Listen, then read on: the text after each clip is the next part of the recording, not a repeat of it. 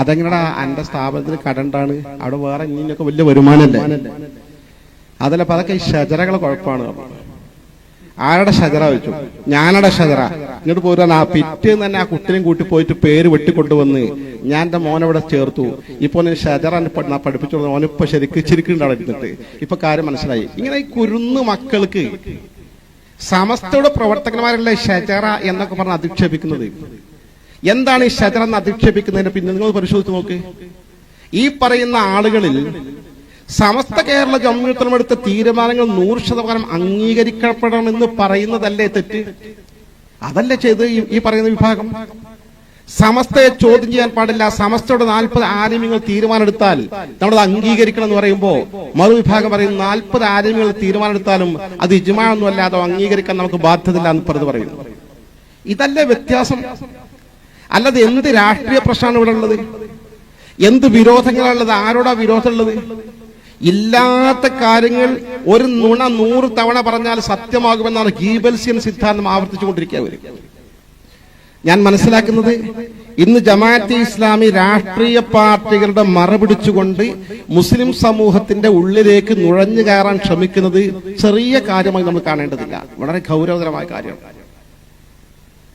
ജമാഅത്തെ ഇസ്ലാമിയുടെ ഒരു സ്ഥാനാർത്ഥി ഒരു സ്ഥലത്ത് മത്സരിച്ച് വിജയിച്ചാൽ പിന്നെ ആ വാർഡ് ജമാഅത്തെ ഇസ്ലാമാക്കായിരിക്കും എന്നും. പിന്നെ അവർക്ക് UDFന്റെ പിന്തുണയും വേണ്ടില്ല, LDFന്റെ പിന്തുണയും വേണ്ട, ആ നിരക്കുള്ള വർക്കർ നടത്തും. കാരണം ആ തരത്തിലാണ് അനുഭവമുള്ളത്. ജമാഅത്തെ ഇസ്ലാമിന്റെ ആശയം പ്രതിഫലിപ്പിക്കാൻ കുറെ കാലം LDFന്റെ കൂടെ നടന്നു, ഇപ്പൊ UDFന്റെ കൂടെ നടക്കാനുള്ള ശ്രമങ്ങൾ നടത്തിക്കൊണ്ടിരിക്കുകയാണ്. ഏത് മുന്നണിയായിരുന്നാലും ശരി, അപകടകരമായ ഈ ആശയം ഇക്കാലം അത്രയും അവർക്ക് സമൂഹത്തിൽ സന്നിവേശിപ്പിക്കാൻ, സമൂഹത്തിൽ ചെലുത്താൻ അവർക്ക് സാധിച്ചിട്ടില്ല. പക്ഷെ ഇപ്പോഴും കുടില തന്ത്രങ്ങൾ നടത്തിക്കൊണ്ടിരിക്കുകയാണ്. ഇതിന്റെ ഒരു ഭാഗമാണ് ഇതേ ആശയമുള്ള ഖവാരിജ് പ്രസ്ഥാനത്തിന്റെ ആശയമുള്ള ജമാഅത്തെ ഇസ്ലാമിയുടെ അതേ ആശയമുള്ള മറ്റു ലോകത്ത് അറിയപ്പെട്ട ഒരു സംഘമാണ്, ബിദഈ സംഘമാണ് ഇഖ്വാനുൽ മുസ്ലിമീൻ അല്ലെങ്കിൽ മുസ്ലിം ബ്രദർഹുഡ്. 1928 ഈജിപ്ത് കേന്ദ്രീകരിച്ച് ഹസനുൽ ബന്ന എന്ന് പറഞ്ഞ പണ്ഡിതനെ സ്ഥാപിച്ചത്. അറബ് രാജ്യങ്ങളൊക്കെ നിരോധിക്കപ്പെട്ടിട്ടുണ്ട്. പക്ഷേ ജമാഅത്തെ ഇസ്ലാമിന്റെ അതേ ആശയം വളരെ കൃത്യമായി ഖവാരിജ് പ്രസ്ഥാനത്തിന്റെ അതേ ആശയം ഇസ്ലാമിക ഭരണകൂടത്തെ മാത്രമേ മാനിക്കാവൂ, അതല്ലാത്ത ഒന്നും അംഗീകരിക്കാൻ കഴിയില്ല എന്ന് പറഞ്ഞ വിപ്ലവ പ്രസ്ഥാനങ്ങളുമായി മുന്നോട്ട് പോകുന്ന ഈ ബിദഈ പ്രസ്ഥാനം ലോകത്ത് ഇന്നും വ്യാപകമായി പ്രവർത്തിച്ചുകൊണ്ടിരിക്കുകയാണ്. ജമാഅത്തെ ഇസ്ലാമിയുടെയും ഇഖ്വാനുൽ മുസ്ലിമിന്റെയും പ്രത്യേകത ഒരു നാണയത്തിന്റെ 2 പുറങ്ങൾ നിറ ഏകദേശം സെയിമാണ്. ആശയമൊന്നും കട്ടി ഒരു തീവ്രതല്ല. ഹനഫി ആശയം അങ്ങനെ സ്വീകരിക്കാം, ഷാഫി ആണെങ്കിൽ അത് സ്വീകരിക്കാം, ഹംബലി ആണെങ്കിൽ സ്വീകരിക്കാം, മാലിക്കി ആണെങ്കിൽ സ്വീകരിക്കാം. ഇതൊന്നുമല്ല ഖുർആനും ഹദീസിനും കൂടുതൽ യോജിക്കുന്നത്, വേറെ അഭിപ്രായം അത് സ്വീകരിക്കാം. ഒരു അയഞ്ഞ സമീപനം. ജമാഅത്തെ ഇസ്ലാമി എന്താണോ പഠിപ്പിക്കുന്ന ആശയം, മസലപരമായ കാര്യങ്ങൾ സെയിം ആശയം, വിശ്വാസപരമായ കാര്യങ്ങൾ സെയിം ആശയമാണ് ഇഖ്വാനുൽ മുസ്ലിം എന്ന സംഘത്തിനുള്ളത്. നമുക്ക് പഠിച്ചാൽ കണ്ടെത്താൻ സാധിക്കും. എന്നാൽ ആ ഇഖ്വാനുൽ മുസ്ലിമീന്റെ സ്വാധീനം, ഇതിന്റെ ഒക്കെ പിന്നിൽ ന്യായമായി നമുക്ക് സംശയിക്കാം. ഇന്നല്ലെങ്കിൽ ചരിത്രത്തിൽ പിന്നീട് അറിയും പ്രവർത്തിച്ചിരുന്നത്, ചരട് വലിച്ചിരുന്നത് മുസ്ലിം സമൂഹത്തെ കേരളത്തിൽ സുന്നത്ത് ജമാഅത്തിന്റെ കാര്യത്തിൽ, മതപരമായ ചിട്ടകളുടെ കാര്യത്തിൽ, മതപരമായ വിശ്വാസങ്ങളുടെ കാര്യത്തിൽ, മതപരമായ ആചാരങ്ങളുടെ കാര്യത്തിൽ ഒരു വിട്ടുവീഴ്ചയും പാടില്ലെന്ന കണിശമായ സ്വഭാവം സ്വീകരിക്കുന്ന ഈ സമസ്ത കേരള ജംഇയ്യത്തുലുള്ള നിലപാട് അവർക്ക് വിഘാതമാണെന്ന് മനസ്സിലാക്കിക്കൊണ്ട് അത് അവസാനിപ്പിക്കാനുള്ള കുതന്ത്രങ്ങൾ അവർ ആവിഷ്കരിച്ചുകൊണ്ട് മുന്നോട്ട് പോയിക്കൊണ്ടിരിക്കുകയാണ്. പ്രത്യക്ഷത്തിൽ കേരളത്തിൽ നിന്ന് ഇഖ്വാൻ മുസ്ലിം എന്ന സംഘടനയില്ല, മുസ്ലിം ബ്രദർഹുഡ് എന്ന സംഘടനയില്ല. പക്ഷെ ആ ആശയം ജമാഅത്തെ ഇസ്ലാമി എന്ന പ്രത്യക്ഷത്തിന് സമസ്തയുമായോ സമസ്ത സ്ഥാപനങ്ങളുമായോ ബന്ധമില്ല. പക്ഷെ ആശയം വളർന്നു വരുന്ന നമ്മുടെ സമന്വയ സ്ഥാപനങ്ങളിൽ ചിലതിലെ വിദ്യാർത്ഥികളിലും ചിലതിന് പുറത്തു വന്ന ബിരുദധാരികളുടെയും കടത്തിവിട്ട് സമസ്ത കേരള ജംഇയ്യത്തുള്ള അസ്തിത്വത്തെ ദുർബലപ്പെടുത്താനും തകർക്കാനുള്ള നിഗൂഢമായ നീക്കങ്ങൾ നടന്നുകൊണ്ടിരിക്കുകയാണ്. അതിന്റെ ചരടുവലികൾ നടന്നുകൊണ്ടിരിക്കുകയാണ്. നിങ്ങൾ പറഞ്ഞാൽ വിശ്വസിക്കുമോ എന്നറിയില്ല. നമ്മുടെ ഏറ്റവും മഹത്തായ ഒരു സ്ഥാപനത്തിൽ ജമാഅത്തെ ഇസ്ലാമിയുടെ ഒരു വനിതാ നേതാവ് അവിടുത്തെ വനിതാ കോളേജിൽ ആ പെൺകുട്ടികൾക്ക് ക്ലാസ് എടുത്തു കൊടുത്തു എന്ന് മാത്രമല്ല, ഇത് പുറത്തറിഞ്ഞത് ആ ജമാഅത്തെ ഇസ്ലാമിയുടെ നേതാവിന്റെ ഫോൺ നമ്പർ ചാറ്റ് ചെയ്യാൻ വേണ്ടി ഈ പെൺകുട്ടികൾ കൊടുത്തു. അവർ ചാറ്റ് ചെയ്തുകൊണ്ട് നിരന്തരമായി ബന്ധപ്പെടുന്ന വിവരം വീട്ടുകാരറിഞ്ഞപ്പോഴാണ് ഈ വിഷയത്തിൽ ഇടപെട്ടതും ആ സ്ഥാപനവുമായി ബന്ധപ്പെട്ടതും. ഇതെങ്ങനെ സാധിച്ചു? സമസ്ത കേരള ജംഇയ്യത്തുൽ ഉലമയ്ക്ക് ശക്തി പകരാൻ വേണ്ടി സ്ഥാപിക്കപ്പെട്ട, മതത്തോടൊപ്പം ഭൗതികവും പഠിക്കണമെന്ന് നമ്മൾ ആഗ്രഹിക്കുന്ന സ്ഥാപനത്തിലെ കറകളഞ്ഞ സുന്നത്ത് ജമാഅത്തിനെ സ്നേഹിക്കുന്ന, എന്റെ കുട്ടി യഥാർത്ഥ സുന്നിയാകണം, കല്യാണം കഴിച്ചു പോകുമ്പോഴേക്ക് നന്നായി മതപരമായി പഠിക്കണം, ഒപ്പം ഭൗതികമായും ഡിഗ്രി നേടണമെന്ന് ആഗ്രഹിച്ചുകൊണ്ട് ചേർക്കുന്ന കുട്ടികളെ ഒരു നിലക്കും നമുക്ക് ഉൾക്കൊള്ളാൻ പറ്റാത്ത ജമാഅത്തെ ഇസ്ലാമിയുടെ അധ്യാപകർ പാഠശാലകളിൽ എങ്ങനെ എത്തിക്കുന്നു? ഇതിന്റെ പിന്നുകൾ ചരടുവലികൾ നടക്കുന്നില്ലേ? അവരാരൊക്കെയാണ് കയ്യിലെടുത്തിട്ടുള്ളത്? ഇത് ഒറ്റപ്പെട്ട സംഭവങ്ങളല്ല. അങ്ങനെ ചേർത്തി വായിക്കുമ്പോൾ ധാരാളം സംഭവങ്ങൾ നടന്നുകൊണ്ടിരിക്കുന്നുണ്ട്. യഥാർത്ഥത്തിൽ നമ്മുടെ സംഘടനാ രംഗത്തെ പ്രശ്നങ്ങൾ നമ്മളൊക്കെ വിചാരിക്കും ലോകത്തെ മീഡിയ മൊത്തം പ്രചരിപ്പിക്കുന്നത് ലീഗ് വിരുദ്ധാണ്, കമ്മ്യൂണിസ്റ്റ് വിരുദ്ധാണ്, അങ്ങനെയുള്ള ഒരു രാഷ്ട്രീയ പ്രശ്നമായി അവതരിപ്പിക്കുകയാണ്. സത്യത്തിൽ രാഷ്ട്രീയ പ്രശ്നവുമായി ഇതിന് യാതൊരു ബന്ധവുമല്ല. ആരാണ് ഇപ്പൊ മുസ്ലിം ലീഗിനോട് എതിരുള്ളത്? ആരാണ് പാണക്കാട് തങ്ങന്മാർക്ക് എതിരുള്ളത്? പാണക്കാട് തങ്ങന്മാരെ ജീവന തുല്യം സ്നേഹിക്കുന്ന ആളുകളാണ് ഈ ഇരിക്കുന്ന ആൾ. എനിക്കറിയാം. മുസ്ലിം മഹാഭൂരിപക്ഷവും, മലബാറിലെ മുസ്ലിം മഹാഭൂരിപക്ഷവും മുസ്ലിം ലീഗിനെ അംഗീകരിക്കുന്നവരാണ്. ഈ ഇരിക്കുന്ന ഒരാളെ പോലും ഓരോരുത്തരെയും നാട്ടിൽ പോയി അന്വേഷിച്ചാൽ അവരൊക്കെ മുസ്ലിം ലീഗുകാരായിരിക്കും. ഒരു കുഴപ്പമുണ്ടാവില്ല, പ്രശ്നം ഉണ്ടാവില്ല. പ്രശ്നം എന്താണ് യഥാർത്ഥം? അതൊന്നുമല്ല. സമസ്ത കേരള ജംഇയ്യത്തുൽ ഉലമയ്ക്ക് സ്ഥാപിക്കപ്പെട്ട സ്ഥാപനങ്ങൾ, ആ സ്ഥാപനങ്ങൾ പഴയ കാലത്ത് ഭൗതിക വിഷയങ്ങളില്ല, മതപരമായ കിതാബുകളും വിഷയങ്ങളും മാത്രമാണുള്ളത്. പക്ഷെ മഹാനായ മർഹൂം എം ബഷീർ മുസ്ലിയാർ നവ്വറല്ലാഹു മർഖദഹു, അദ്ദേഹത്തിന് ദറജ അല്ലാഹു ഉയർത്തി കൊടുക്കുമാറാകട്ടെ, സുന്നി രംഗത്തെ ഒരു പ്രതിഭാശാലി അല്ലെങ്കിൽ ജീനിയസ് എന്നൊക്കെ വിശേഷിപ്പിക്കാവുന്ന മഹാതന്ത്രജ്ഞനായിരുന്നു, യോഗ്യനായിരുന്നു എം ബഷീർ മുസ്ലിയാർ അവർ. അത്തരം മഹാത്മാക്കളൊപ്പം നാളെ സ്വർഗ്ഗലോകത്ത് ഒരുമിച്ച് കൂടെ നമുക്ക് തൗഫീഖ് നൽകി അനുഗ്രഹിക്കുമാറാകട്ടെ. മഹാനവറുകൾ ശരിക്കു പറഞ്ഞാൽ ഹുദവി സ്ഥാപനയുടെ തുടക്കം ഞാനതിന് ദൃക്സാക്ഷിയാണ്. മലപ്പുറം ജില്ലയിൽ സുന്നി മഹല്ല് ഫെഡറേഷന്റെ നേതൃത്വത്തിൽ 10 മാതൃകാ ദർസുകൾ സ്ഥാപിച്ചു. മാതൃകാ ദർസാണല്ലോ നമ്മുടെ അടിസ്ഥാനം. എനിക്ക് കൃത്യമായി അറിയാൻ കാരണം, ഞാൻ 1976 SSLC കഴിഞ്ഞ് ഞാൻ കൊണ്ടോട്ടിയിൽ പഠിക്കുന്ന സമയത്ത്, ഒരു കോളേജിൽ പഠിക്കുന്ന സമയത്ത് ദർസിൽ പഠിച്ചിരുന്നത് കൊണ്ടോട്ടി കാളിയാരകം പള്ളിയിലായിരുന്നു. അപ്പൊ ഈ മാതൃകാ ദർസ് അവിടെ തുടക്കം കുറിച്ചിട്ടുണ്ട്. ഞാൻ സാധാ ദർസിനാണ് പഠിക്കുന്നത്. മാതൃകാ ദർസിൽ 10 കുട്ടികളെ പഠിച്ചുകൊണ്ടിരിക്കുന്നത്. ബഷീർ മുസ്ലിയാർ ഇടക്കട വരും, ഇരിക്കും. നമ്മളൊക്കെ വർത്തമാനം പറയും. ഇപ്പൊ ശൈലി അങ്ങനെ ആയിരുന്നു. ഒരു വലിയ വക്കാറിൽ നടക്കുന്ന ആളായിരുന്നില്ല. നമ്മളൊക്കെ തമാശയും വർത്തമാനമൊക്കെ പറയും. അപ്പൊ ഈ കുട്ടികളെ ഇങ്ങനത്തെ 10 ദർസുകൾ സ്ഥാപിച്ചിട്ട് മഹാനാൾ പ്രസംഗിക്കുമായിരുന്നു.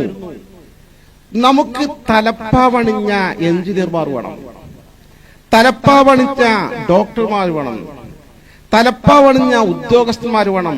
സാക്ഷാൽ സുന്നത്ത് ജമാഅത്തിൽ ഉറച്ച വിശ്വാസവും ആദർശ സ്ഥിരതയുമുള്ള, എന്നാൽ സുന്നി വേഷമണിഞ്ഞ മഹാപണ്ഡിതന്മാർ നമുക്ക് വേണമെന്ന് മനസ്സിലാക്കിക്കൊണ്ടാണ് ഈ അറബിയോടൊപ്പം കിതാബിനോടൊപ്പം ഇംഗ്ലീഷും ഉറുദുവും അഡീഷണൽ പഠിപ്പിച്ചുകൊണ്ട് ഈ പുതിയ സംവിധാനത്തോടൊപ്പം കുറിച്ചത്. പിന്നീട് ദാർഹുദയെ പരിവർത്തിപ്പിക്കപ്പെടുകയാണ് ചെയ്തത്. അവർക്കൊരു നല്ല ലക്ഷ്യമായിരുന്നു. ഡോക്ടർ ബാപ്പുട്ടി ഹാജി സാഹിബിന്, മഹാനായ CH ഹൈദ്രോസ് മുസ്ലിയാർ അവർക്ക് വളരെ നല്ല ലക്ഷ്യത്തോട് സ്ഥാപിക്കപ്പെട്ടതാണ്. വളാഞ്ചേരി മർക്കസ്, അവിടെ വാഫി സ്ഥാപനങ്ങൾ സ്ഥാപിക്കുമ്പോ മഹാന മർഹൂം KK അബൂബക്കർ ഹസ്രത്ത് ഉസ്താദ് നവ്വറല്ലാഹു മർഖദ, അള്ളാഹു മഹാനോടെ ഞങ്ങളുടെ ഉസ്താദാണ്, ദറജ ഉയർത്തി കൊടുക്കുമാറാകട്ടെ, എന്തൊരു കഠിനാധ്വാനം ചെയ്തിട്ടാണ് ആ സ്ഥലമൊക്കെ വാങ്ങിയതും സ്ഥാപിച്ചതും കോളേജ് ഉണ്ടാക്കിയതും. അവിടൊക്കെ ഈ പരിഷ്കരണം, സിലബസിൽ പുതിയ പരിഷ്കരണം കൊണ്ടുവന്നു. കുട്ടികൾ കൂടുതൽ മതരംഗത്ത് അറിവിനോട് ഭൗതികമായ അറിവ് കിട്ടട്ടെ, എന്നാൽ ദൈവത്തിന് ഏറ്റവും കൂടുതൽ ഫലപ്രദമായിരിക്കുമെന്ന നിയ്യത്തോടുകൂടി വളരെ നല്ല ചിന്താഗതി, ഫലപ്രദമായ മാർഗവുമാണ്. പക്ഷെ ഇത്തരം സ്ഥാപനങ്ങളിലെ ചിലരെങ്കിലും കയ്യിലെടുത്തുകൊണ്ട് നമ്മുടെ പ്രതിയോഗികൾ നമ്മുടെ കുട്ടികളെ വഴിതെറ്റിക്കാനുള്ള നിഗൂഢമായ നീക്കങ്ങൾ നടത്തിക്കൊണ്ടിരിക്കുന്ന ഒട്ടനവധി പ്രശ്നങ്ങൾ രംഗത്ത് വന്നപ്പോഴാണ് ബഹുമാനപ്പെട്ട സമസ്ത കേരള ജംഇയ്യത്തുൽ ഉലമ വിഷയത്തിൽ ഇടപെട്ടത്. സ്വാഭാവികവും സമസ്തയുടെ സ്ഥാപനങ്ങൾ സമസ്തയുടെ ആദർശമനുസരിച്ച്, സമസ്തയുടെ തീരുമാനമനുസരിച്ച്, സമസ്തയുടെ നയ നിലപാടുകൾക്കനുസരിച്ച് മുന്നോട്ട് പോകാൻ സമസ്ത ആഗ്രഹിക്കുമല്ലോ, സ്വാഭാവികല്ലേ. ഈ പറയുന്ന സ്ഥാപനങ്ങളൊക്കെ, എല്ലാ സ്ഥാപനവും സമസ്തയുടെ തടവിൽ സ്ഥാപിക്കപ്പെട്ടതാണ്, സമസ്തയുടെ കീഴിൽ സ്ഥാപിക്കപ്പെട്ടതാണ്. വ്യത്യസ്ത മാനേജിംഗ് കമ്മിറ്റികൾ ഉണ്ടാകാം, പക്ഷെ സമസ്തയുടെ ആശയ സ്രോതസ് സ്വീകരിച്ചുകൊണ്ട് സമസ്തയുടെ ആളുകൾ സംഭാവന സ്വീകരിച്ചുകൊണ്ട് സ്ഥാപിക്കപ്പെട്ട ഈ സ്ഥാപനങ്ങൾ പുറത്തു വരുന്ന സമസ്തയുടെ പ്രൊഡക്റ്റുകളാകണം. ഒറിജിനൽ സുന്നി ആദർശബോധമുള്ള ആളുകളായിരിക്കണം. സുന്നത്യമായത്തിന്റെ മനസ്സിൽ കാത്തു സൂക്ഷിക്കുന്ന ആളുകളായിരിക്കണം. സുന്നത്യമായത്തെ കേരളത്തിൽ സംരക്ഷിക്കുന്ന സമസ്ത കേരള ജംഇയ്യത്തിനോട് പ്രതിബദ്ധതയുള്ള ആളുകളായിരിക്കണം, മക്കളായിരിക്കണം. അതല്ലേ നമ്മളൊക്കെ ആഗ്രഹിക്കുന്നത്. എന്റെ മക്കളെ ഞാൻ അങ്ങനത്തെ സ്ഥാപനത്തിലാണ് പഠിപ്പിച്ചത് എന്ന് മാത്രമല്ല, ഞാൻ SKSSFന്റെ 5-6 കൊല്ലത്തെ തുടക്കത്തിൽ ജനറൽ സെക്രട്ടറി ആയിരുന്നു. ആ കാലഘട്ടത്തിലാണ് വാഫി പ്രസ്ഥാനത്ത് തുടക്കം കുറിക്കുന്നത്. മതഭൗതിക സമന്വയം. SSLC കഴിഞ്ഞാൽ ആൺകുട്ടികൾക്ക് ഇസ്ലാമിക പഠനം ആഴത്തിൽ പഠിക്കാം, ഒപ്പം ഭൗതികമായ വിഷയങ്ങൾ പഠിക്കാനുള്ള ആകർഷകമായ സംവിധാനം. അന്ന് SKSSFന്റെ സംസ്ഥാന സെക്രട്ടറി യോഗം ചേർന്ന് അതിൽ പ്രത്യേകമായി മർക്കസിനെ അഭിനന്ദിക്കുകയും അന്നത്തെ മർക്കസിന്റെ ജനറൽ സെക്രട്ടറി KT കുഞ്ഞുട്ടി ഹാജിയായിരുന്നു. അദ്ദേഹത്തിന് അഭിനന്ദിച്ചുകൊണ്ട് കത്തയക്കുകയും ചെയ്തൊക്കെ ഞാൻ ഇന്ന് ഓർക്കുകയാണ്. നമ്മുടെ മക്കളൊക്കെ അവിടെ പഠിപ്പിക്കുന്നത് അവർ വഴിതെറ്റിപ്പോകാനല്ല. സമസ്തയെ ബഹുമാനിക്കാത്ത, സമസ്തയുടെ പണ്ഡിതന്മാരെ മാനിക്കാത്ത, സുന്നത്ത് ജമാഅത്തുള്ള ആത്മാർത്ഥമായ പ്രതിബദ്ധതയില്ലാത്ത ഒരു കുട്ടിയാണ് അവിടെ വളർന്നു വരുന്ന നമ്മൾ മനസ്സിലാക്കിയിരുന്നെങ്കിൽ ഒരു കാരണവശാലും നമ്മുടെ കുട്ടികളെ അയക്കുക. ഇത് വഞ്ചനയല്ലേ, ചതിയല്ലേ? അള്ളാഹുവിന്റെ അനുഗ്രഹത്താൽ എന്റെ മക്കളെ ഞാൻ ദൈനംദിനം വീട്ടിലെത്തുന്നതുകൊണ്ട് അവരോരോ സംശയം അവിടെ കിട്ടുന്ന സംശയങ്ങൾ ചോദിക്കും. സംശയങ്ങൾ ഞാൻ മറുപടി പറഞ്ഞ് ക്ലിയർ ചെയ്ത് കൊടുക്കും. അതുകൊണ്ട് എന്റെ മോനും മോളും 2 പേരും വാഫിയും വഫിയയുമായെങ്കിലും വഴി തെറ്റിപ്പോയിട്ടില്ല. സമസ്തയോട് പിന്നിൽ പാറ പോലെ ഉറച്ചു നിൽക്കുന്നവരാണ്. അതുകൊണ്ട് അവരെ ഗ്രൂപ്പിൽ നിന്നൊക്കെ റിമൂവ് ചെയ്യുകയും ചെയ്തിട്ടുണ്ട് സാധാരണഗതിയിൽ. പക്ഷേ ആളുകളെ വഴി തെറ്റിക്കാൻ പറഞ്ഞിട്ട് കാര്യമില്ല. കാരണം ഇവർക്ക് ഉസ്താദുമാർ പറഞ്ഞു കൊടുക്കുന്നതല്ലേ മനസ്സിലാക്കാൻ സാധിക്കും. ഒരു 2 മാസം മുമ്പ് മുക്കത്തിനടുത്ത് ഞാനൊരു പരിപാടിക്ക് പോയി. ഭക്ഷണം കഴിക്കാൻ വേണ്ടി ഒരു വീട്ടിൽ കയറിയപ്പോ നമ്മുടെ ഒരു പ്രവർത്തന റേഞ്ചിലെ സെക്രട്ടറിയുടെ വീട്ടിലാണ് ഭക്ഷണം കഴിക്കാൻ കയറിയപ്പോ ഭക്ഷണം കഴിക്കുന്നിടത്ത് വേറെ കൂടുതൽ ആളുകളൊന്നുമില്ല. അദ്ദേഹം, ഞാനും വേറൊരു കുട്ടിയുണ്ട്. നല്ലൊരു തൊപ്പിയൊക്കെ ഇട്ട് വെള്ള ഷർട്ടും വെള്ള തുണിയൊക്കെ എടുത്തിട്ട് കുട്ടി നിൽക്കുന്നുണ്ട്. ഇതാരോ മോനാണല്ലോ. പിന്നെ ആരൊക്കെ വെച്ചാൽ ഇതന്നെ ആകെയുള്ള മോൻ ഇതാണ്. അപ്പൊ നമ്മുടെ സ്ഥാപനത്തിൽ 2 വർഷം പഠിച്ചിട്ടേ ഉള്ളൂ. 4 വർഷം പഠിച്ചത് നമ്മൾ. അപ്പൊ പഠിച്ച സ്ഥാപനത്തെ കുറിച്ച് പറഞ്ഞപ്പോ ഉസ്താദ് ഞാൻ അവന്റെ പേര് വെട്ടിമാറ്റി കൊണ്ടുവന്നപ്പോ ഇവിടെ മുക്കം ദാറുസ്സലാഹിൽ ചേർത്തിട്ടുണ്ട് പറഞ്ഞു. അപ്പൊ അവന് കുഴപ്പമില്ലായിരുന്നു. അപ്പൊ എന്തേന്ന് ചോദിച്ചു. എന്നോട് കഴിഞ്ഞ റമദാൻ കഴിഞ്ഞിട്ട് വന്നിട്ട് പറഞ്ഞു, നമ്മുടെ സ്ഥാപനത്തിന് വലിയ കടാണ്, പൈസ കിട്ടുന്നില്ല. അപ്പൊ ശമ്പളം ഉസ്താദ്മാർ കൊടുക്കാൻ കഴിയണില്ല, 3 മാസം ശമ്പളം കൊടുത്തില്ല, അതുകൊണ്ട് പൈസ പിരിച്ചു തരണം എന്ന് ഉപ്പ പറഞ്ഞിട്ടുണ്ട് പറഞ്ഞു. ഉപ്പ അതെങ്ങനെടാ, എന്റെ സ്ഥാപനത്തിന് കടണ്ടാണ്, അവിടെ വേറെ ഇങ്ങനെയൊക്കെ വലിയ വരുമാനല്ലേ? അതല്ല, അപ്പൊ അതൊക്കെ ഈ ഷജറകളെ കുഴപ്പമാണ്. ആരുടെ ഷജറ വെച്ചു? ഞാനടെ ഷജറ. ഇങ്ങോട്ട് പോരാ. പിറ്റേന്ന് തന്നെ ആ കുട്ടിനെയും കൂട്ടി പോയിട്ട് പേര് വെട്ടിക്കൊണ്ടുവന്ന് ഞാൻ എന്റെ മോനവിടെ ചേർത്തു. ഇപ്പൊ ഷജറ പഠിപ്പിച്ചോളൂ. മോനിപ്പോ ചിരിക്കുന്നുണ്ടാവും ഇരുന്നിട്ട്.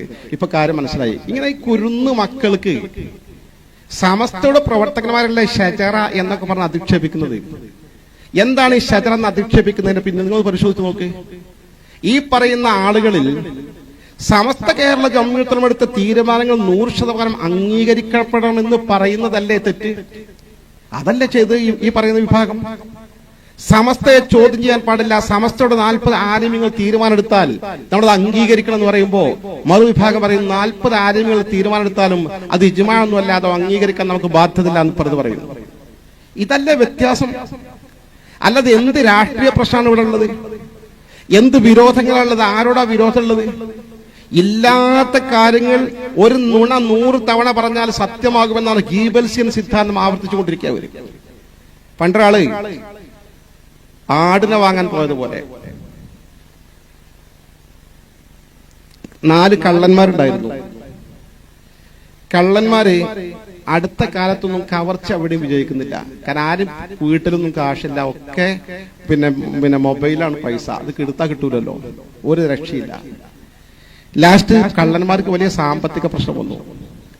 അവര് പ്ലാൻ ചെയ്തു. ആ പ്ലാനിങ് അനുസരിച്ച് മാർക്കറ്റിൽ പോയി. ഒരു നിഷ്കളങ്കനായ ഹാജിയർ, നല്ല തലയിലൊക്കെ കെട്ടിയിട്ടുള്ള ഒരു കളറ് മുണ്ടൊക്കെ എടുത്തിട്ടുള്ള ഒരു മനുഷ്യൻ ഒരു ആടിനെ വാങ്ങി വീട്ടിലേക്ക് കൊണ്ടുപോകാണ്. എന്തോ പരിപാടി ഉണ്ട് അവിടെ. ഇവർ 4 കള്ളന്മാരും പിരിഞ്ഞുപോയി. ഇയാൾ പോകുന്ന വഴി അവർക്കറിയാം. ഫസ്റ്റ് കള്ളനെ അഭിമുഖീകരിച്ചു. അയാൾ അസ്സലാമു അലൈക്കും പറഞ്ഞു. വഅലൈക്കും സലാം വറഹ്മത്തുള്ളാഹി. അല്ലാജരെ എവിടുന്നപ്പോ ഈ പട്ടിനെ കിട്ടിയെന്ന് ചോദിച്ചു.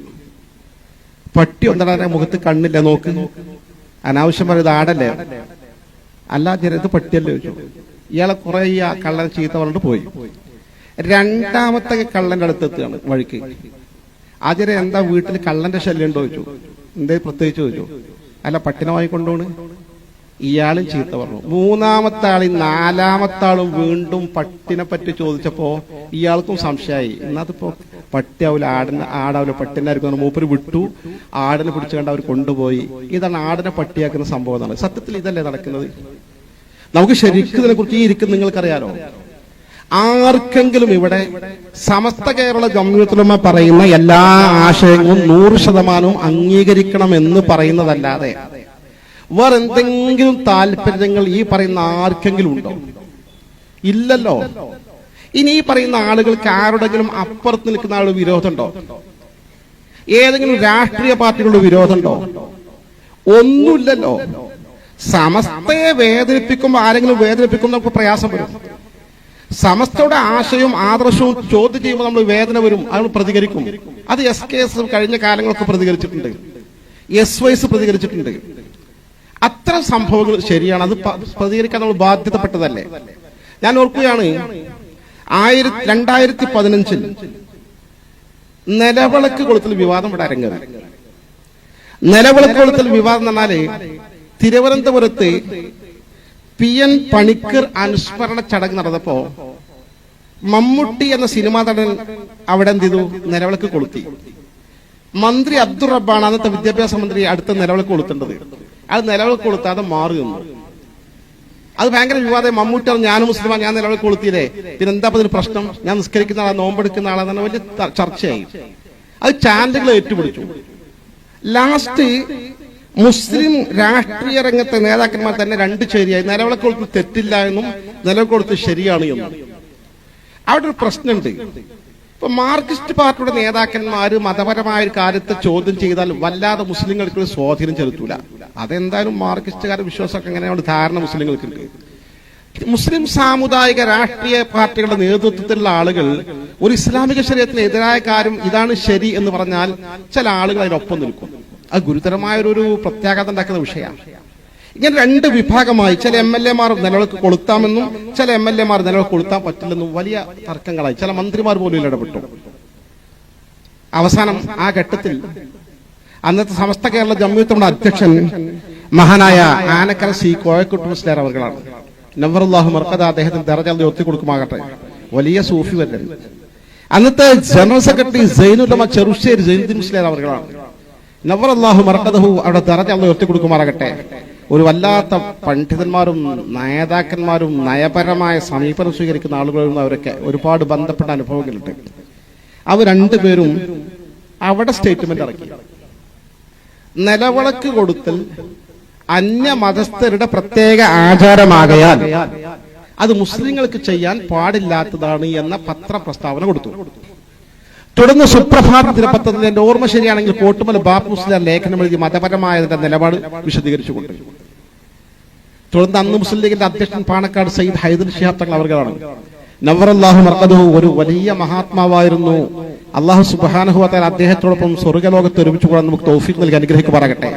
തങ്ങളുടെ നേതൃത്വത്തിൽ മുസ്ലിം ലീഗിന്റെ സംസ്ഥാന കമ്മിറ്റി വിളിച്ചു ചേർത്ത് വളരെ കൃത്യമായ നിലപാട് സ്വീകരിച്ചു. നിലവിളക്ക് കൊളുത്താൻ പാടില്ലെന്ന മുസ്ലിം ലീഗിന്റെ പഴയകാല സമീപനം ഇനിയും തുടരുമെന്ന് പറഞ്ഞ് ഔദ്യോഗിക പ്രഖ്യാപനമൊന്നും ആ വിഷയം അവസാനിപ്പിച്ചു. ഞാൻ സൂചിപ്പിച്ചത് മതപരമായ ഒരു കാര്യത്തിൽ വഴിതെറ്റിക്കുന്ന അഭിപ്രായ പ്രകടനം മുസ്ലിം നേതാക്കന്മാർ നടത്തുമ്പോൾ സ്വാഭാവികമായിട്ടും SKS പ്രതികരിച്ചിട്ടുണ്ട്, SYS പ്രതികരിച്ചിട്ടുണ്ട്, സമസ്ത പ്രതികരിച്ചിട്ടുണ്ട്. അത് പാർട്ടിയോടുള്ള എതിർപ്പല്ല, MLA-യോടുള്ള എതിർപ്പല്ല, രാഷ്ട്രീയ നേതാക്കന്മാരോടുള്ള എതിർപ്പല്ല. മതപരമായ വിഷയം വരുമ്പോൾ തിരുത്തേണ്ടടുത്ത് തിരുത്തിയിട്ടില്ലെങ്കിൽ അത് മുസ്ലിം സമൂഹത്തെ വഴിതെറ്റിക്കാൻ ഇടയാക്കുമെന്നതുകൊണ്ടാണ്. അതല്ലാതെ ഈ പറയുന്ന ആളുകൾ സമസ്ത കേരള ജംഇയ്യത്തോടൊപ്പം ഉറച്ചു നിൽക്കുന്ന ആളുകൾ എന്ത് തെറ്റാണ് ചെയ്തത്? ഒന്നും ചെയ്തിട്ടില്ലല്ലോ. നമ്മുടെ നിലപാട് എന്താണെന്ന് വെച്ചാൽ സമസ്ത ഇവിടെ നിലനിൽക്കണം. സമസ്തയാണ് പ്രധാനം, ദീനാണ് പ്രധാനം. മുസ്ലിങ്ങളെ സംരക്ഷിക്കാൻ, മുസ്ലിങ്ങളുടെ അവകാശാധികാരങ്ങൾ സംരക്ഷിക്കാനാണ് രാഷ്ട്രീയ പാർട്ടികൾ. അതിന് യഥാർത്ഥ മുസ്ലിങ്ങൾ നിലനിൽക്കണം. വഴിതെറ്റിപ്പോകുമ്പോൾ അവിടെ ചൂണ്ടിക്കാണിക്കാൻ ഈ സമസ്തയുടെ ആലിമ്യങ്ങൾക്ക് സാധിക്കും. സമസ്ത ആലിമ്യങ്ങൾ ചെയ്തിട്ടുണ്ട്, ചെയ്യേണ്ടതാണ്. അതല്ലേ സമസ്തയുടെ പ്രത്യേകത. അതുകൊണ്ടല്ലേ കേരളീയ മുസ്ലിം സമൂഹം വഴിതെറ്റിപ്പോകാത്തത്.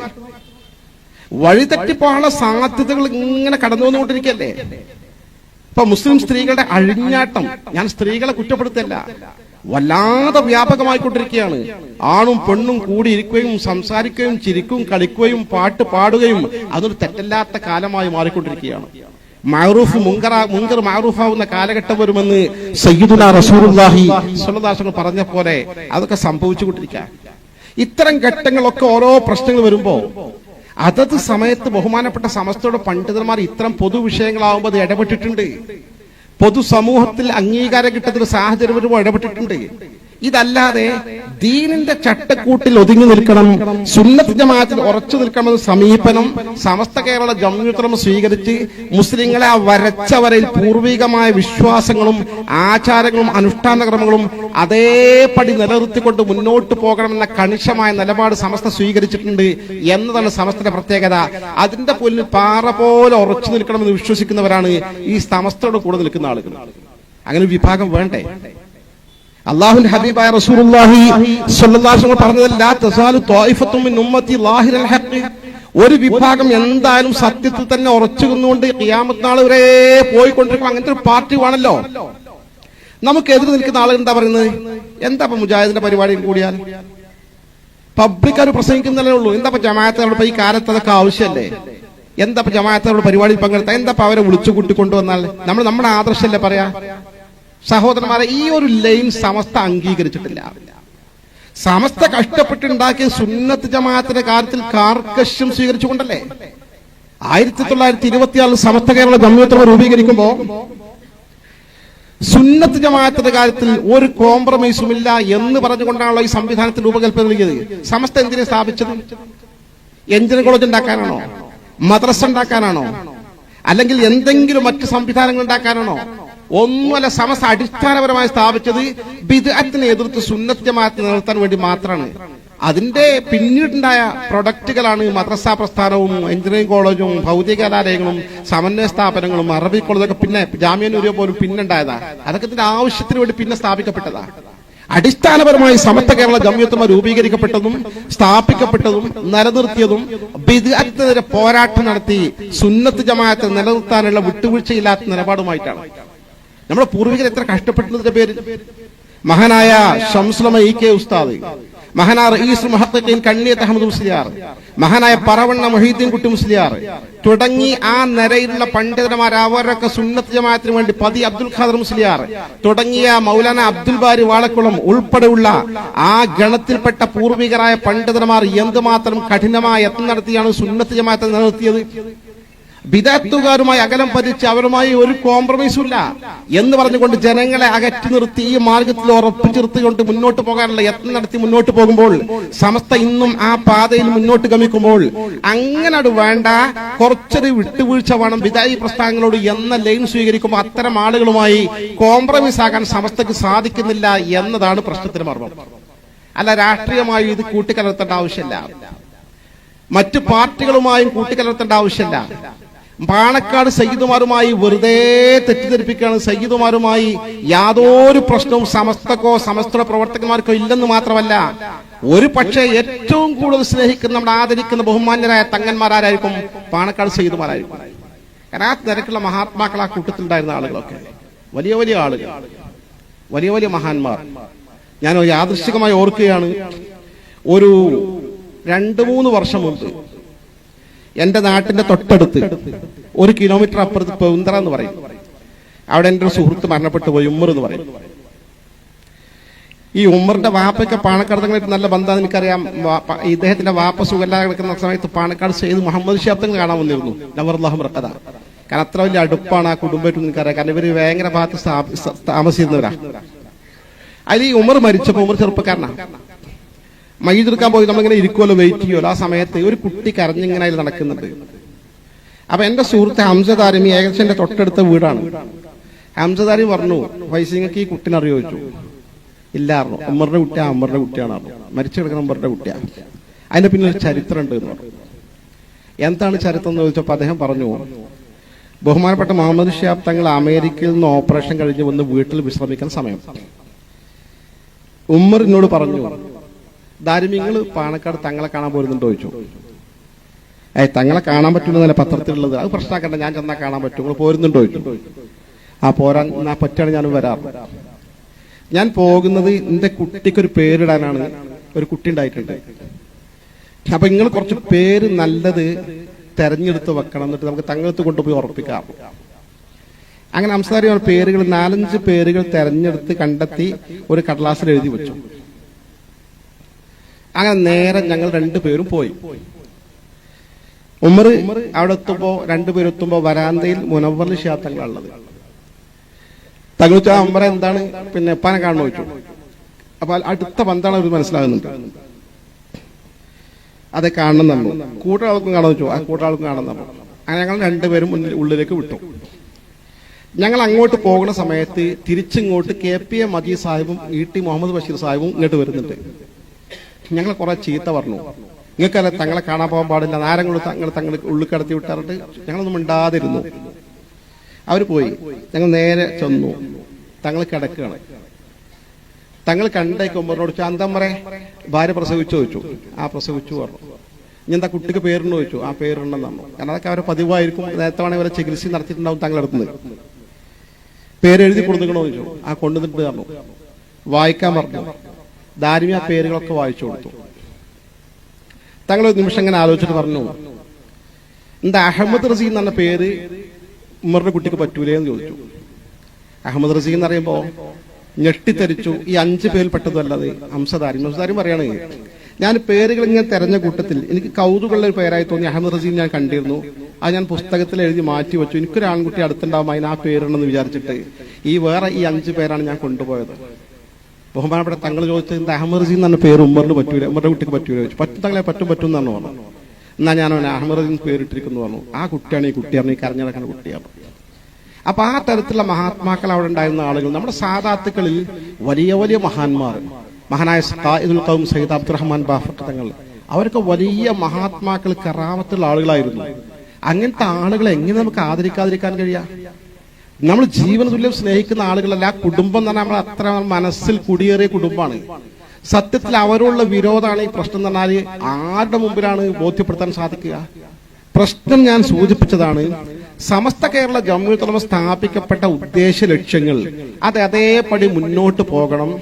ഇസ്ലാമിനെ കേരളത്തിൽ ലോകത്തെ ഏറ്റവും കൂടുതൽ മികച്ച ഇസ്ലാമിക രീതിയുള്ള, ഇസ്ലാമിക വിശ്വാസം നിലനിൽക്കുന്ന, ഇസ്ലാമിക ആചാരങ്ങളും വിശ്വാസങ്ങളും നിലനിൽക്കുന്ന, അതിൽ കണിശത കാണിക്കുന്ന ഈ കേരളത്തിലെ സ്വഭാവത്തിന്റെ പിന്നിൽ പ്രവർത്തിക്കുന്ന സമസ്ത കേരള ജംഇയ്യത്തുൽ ഉലമയുടെ ദുർബലപ്പെടുത്താനും അതിന്റെ ആശയത്തിൽ മാറ്റം വരുത്താനും കിണഞ്ഞു ശ്രമിക്കുന്ന നമ്മുടെ പ്രതിയോഗികളുടെ ചതിയിൽ അകപ്പെടരുത്.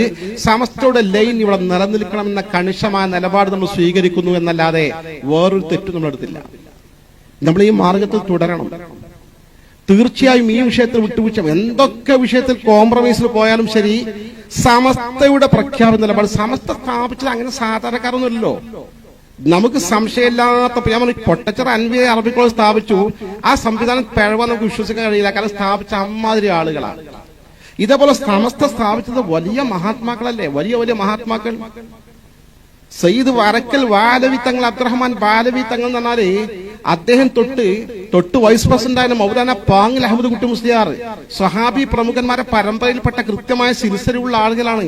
അങ്ങനത്തെ വലിയ മഹാത്മാക്കൾ സ്ഥാപിച്ച ഒരു സംഘടന ഒറ്റയടിക്ക് അവരൊന്നും സ്ഥാപിക്കൂല. അവർക്കൊക്കെ ശരിക്കും ഇസ്തിഹാറത്തൊക്കെ നടത്തി അള്ളാഹുവിന്റെ താല്പര്യം മനസ്സിലാക്കിക്കൊണ്ട് സ്ഥാപിച്ച സംഘടന. അതുകൊണ്ടാണ് ഈ ബർക്കത്ത്. സമസ്തയെ പോലെ ബർക്കത്തുള്ള സംഘടനകൾ വേറെ കണ്ടിട്ടുണ്ടോ?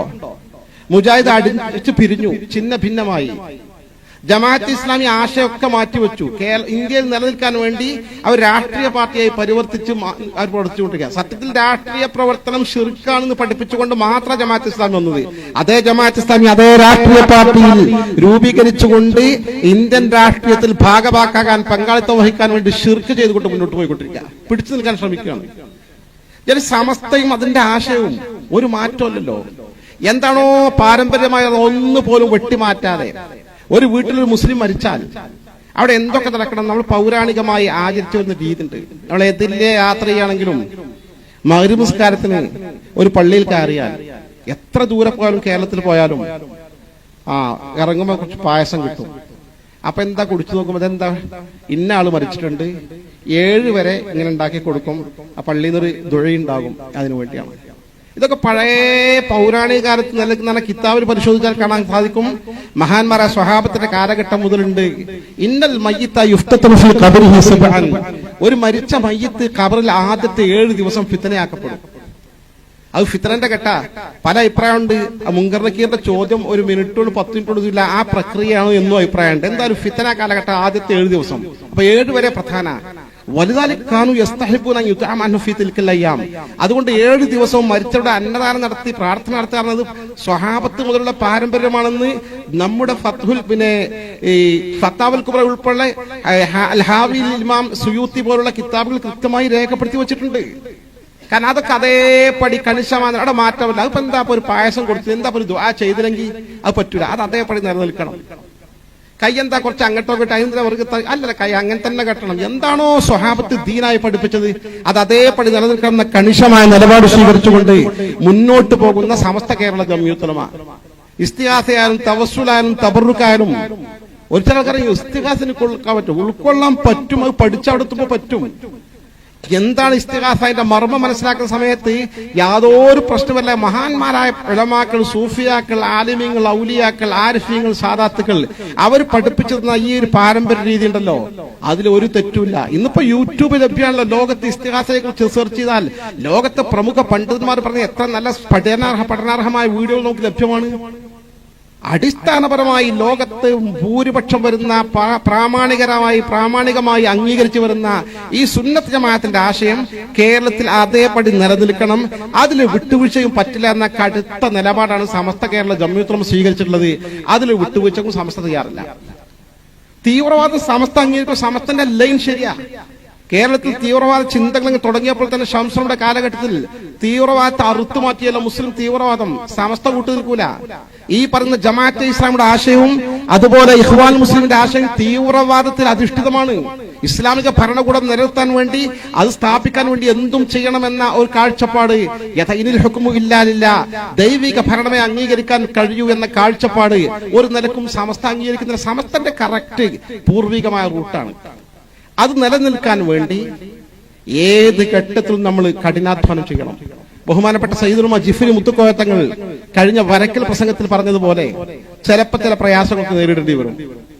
പക്ഷേ അതൊക്കെ അതിജീവിച്ചുകൊണ്ട് നമുക്ക് അള്ളാഹു നിശ്ചയിച്ചൊരു പ്ലാൻ ഉണ്ടാവും. ആ പ്ലാൻ അനുസരിച്ച് ദീൻ അതിന്റെ യഥാവിധി ഇവിടെ നിലനിൽക്കാനുള്ള സംവിധാനം അള്ളാഹു ഉണ്ടാക്കും. പലപ്പോഴും ഒരു ഖുർആൻ ഓതാറുണ്ട്, ഇന്നാ നഹ്നു നസ്സൽനാ ദിക്ർ വ ഇന്നാ ലഹു ലഹാഫിളൂൻ. ഈ ഖുർആൻ, ഈ പരിശുദ്ധമായ ദീൻ സംവിധാനം അള്ളാഹുവിന്റേതാണ്. അത് നിലനിർത്തേണ്ടത് അള്ളാഹു ബാധ്യതയെ ഏറ്റെടുത്തിട്ടുണ്ട്. നമ്മളതിന് ഉപകരണങ്ങളായി പ്രവർത്തിച്ചാൽ മതി, അള്ളാഹു ബാക്കി കാത്തു സൂക്ഷിക്കും.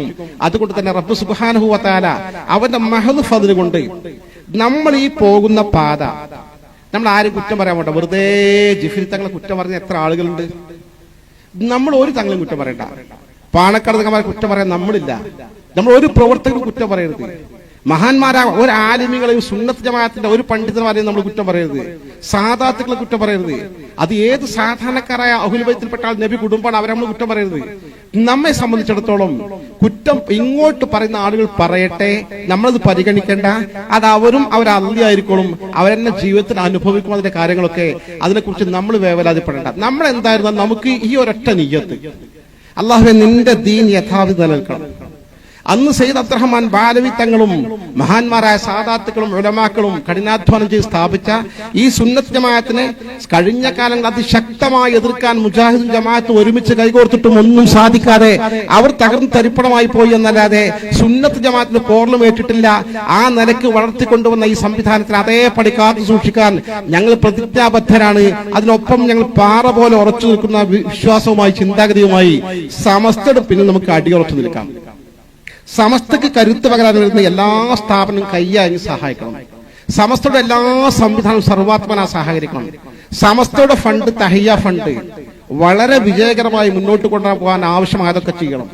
100ാം വാർഷികം ചരിത്രത്തിലെ മഹാസംഭവമായിരിക്കും. എന്തായാലും അതിലൊക്കെ പങ്കാളിയാകാൻ സാധിക്കാറ് അത് തൗഫീഖ് എന്ന് പറയും. തൗഫീഖ് എന്ന് പറഞ്ഞാൽ ഖൽഖുൽ ഖുദ്റത്തി അല, നല്ല കാര്യം ചെയ്യാൻ അള്ളാഹു ഒരു ആ കഴിവ് സൃഷ്ടിച്ചു തരിക. എത്ര നല്ല സൗകര്യം നമുക്ക്. നമ്മൾ സമസ്തന്റെ ഒപ്പം ആ സമ്മേളനം വിജയിപ്പിക്കാൻ വേണ്ടി കഠിനാധ്വാനം നടത്തിക്കൊണ്ടിരിക്കുക. അതിന് വാഹനങ്ങൾ ഇപ്പൊ തന്നെ ബുക്ക് ചെയ്തുകൊണ്ടിരിക്കുകയാണ്. അതിന്റെ പ്രചരണ പ്രവർത്തനങ്ങൾ ഏർപ്പെട്ടുകൊണ്ടിരിക്കുകയാണ്. ഒരു തൗഫീഖ. അതിനോട് സഹകരിക്കാതെ മാറി നിൽക്കാൻ അല്ലെങ്കിൽ ദൗർഭാഗ്യമാണ്. അല്ലാഹു സുബ്ഹാനഹു വ തആല ഈ പരിശുദ്ധമായ ദീൻ അഹ്ലുസുന്നത്തി വൽ ജമാഅത്ത് യഥാവിധം പൂർവികർ കാത്തു സൂക്ഷിച്ചതുപോലെ കാത്തു സൂക്ഷിച്ച് മുന്നോട്ട് കൊണ്ടുപോകാൻ നമുക്കൊക്കെ തൗഫീഖ് നൽകി അനുഗ്രഹിക്കുമാറാകട്ടെ. നമ്മുടെ സ്ഥാപനങ്ങളെ വഴിതെറ്റിക്കാൻ ശ്രമിക്കുന്ന ആളുകളുടെ ഷർറിൽ നിന്ന് അള്ളാഹു നമ്മുടെ കുഞ്ഞു മക്കളെ കാത്തുരക്ഷിക്കുമാറാകട്ടെ. വരും തലമുറയെ രക്ഷപ്പെടുത്തി അനുഗ്രഹിക്കുമാറാകട്ടെ. സുന്നത്ത് ജമാഅത്തിനെയും സമസ്തയും സ്നേഹിക്കുന്ന സകലമായ ആളുകൾക്കും അഭിപ്രായ വ്യത്യാസങ്ങളൊക്കെ അവസാനിപ്പിച്ച് ഒറ്റക്കെട്ടായി മുന്നോട്ട് പോകാനുള്ള തൗഫീഖ് അള്ളാഹു പ്രദാനം ചെയ്യുമാറാകട്ടെ. നമ്മുടെ നേതാക്കന്മാർക്കുള്ള കാര്യങ്ങളൊക്കെ ഒരുക്കാനുള്ള തൗഫീഖും അതിനുള്ള എല്ലാവിധ സാഹചര്യങ്ങളും റബ്ബ് സുബ്ഹാനഹു നൽകി അനുഗ്രഹിക്കുമാറാകട്ടെ. ആമീൻ പ്രാർത്ഥിച്ചുകൊണ്ട് ഞാൻ അവസാനിപ്പിക്കുകയാണ്. സ്വല്ലല്ലാഹു അലാ മുഹമ്മദി വ ആലിഹി വസഹ്ബിഹി അജ്മഈൻ വൽഹംദുലില്ലാഹി റബ്ബിൽ ആലമീൻ. അസ്സലാമു അലൈക്കും.